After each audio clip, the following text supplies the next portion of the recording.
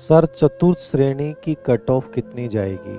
दो बातें यहाँ बोलूँगा बेटा। ये सवाल आप लोगों ने बहुत बार पूछ लिया है और इस सवाल का जवाब तुम्हें कहीं से ढूंढने की आवश्यकता भी नहीं होनी चाहिए।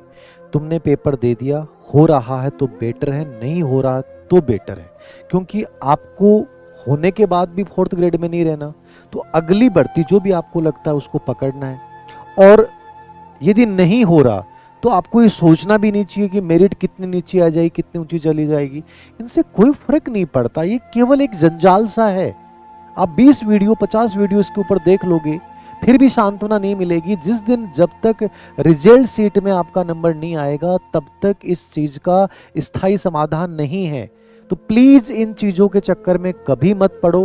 फिर भी मैंने आपको नवंबर में एक टेलीग्राम के ऊपर एक पोस्ट डाली थी और उसमें क्लियरली मैंने डाला था, मैं अभी देख के बता दूं आपको कि क्या मैंने अनुमान लगाया था, लगभग वो रहेगा।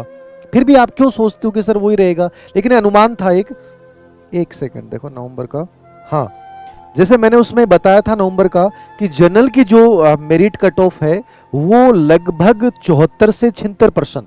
ये तब है जब पटवारी वीडियो का रिजल्ट यदि बाद में आता है, पटवारी वीडियो का रिजल्ट पहले आ गया, स्कूल लेक्चर वाले रिजल्ट पहले आ रहे हैं, ये सब रिजल्ट आ जाएंगे तो ये मेरिट और भी नीचे जाएगी। तो आप मान के चलिए कि जनरल में आप 72 के आसपास आपके परसेंट सही हो रहे हैं तो लगभग चांसेज हैं कि आप फोर्थ ग्रेड बन रहे हैं।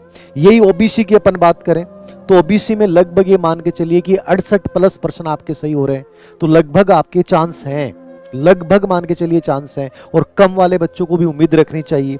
ईडब्ल्यूएस में यही लगभग 66 से 68 के बीच में जिसके परसेंट सही बैठ रहे हैं उसके चांस हैं।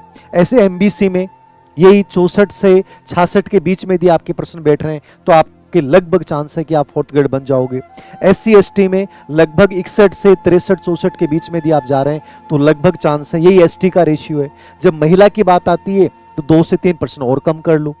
यद्यपि आजकल महिला और पुरुष दोनों की सेम रहने लग गई है, लेकिन फोर्थ ग्रेड में अपन ये कर सकते हैं कि महिलाओं का रुझान उतना नहीं रहा, यद्यपि दिया सभी ने है।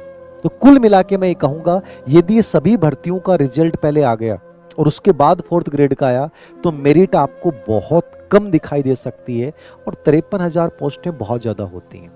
और मैं कह रहा हूं फिर से, जिसका फोर्थ ग्रेड में हो रहा है ना उसका 2-3 एग्जामों में और भी हो रहा है, तो उन सब को आप काट पीट दोगे ना तो नीचे आ जाएगी। तो प्लीज इन चीजों पे ध्यान ना दें। फिलहाल आपका पूरा फोकस जो होना चाहिए वो नेक्स्ट भर्ती या अगले सोपान वाली भर्ती है, उसकी तैयारी में जुट जाइए। केवल एक ये जंजाल है और इससे ज्यादा कुछ भी नहीं।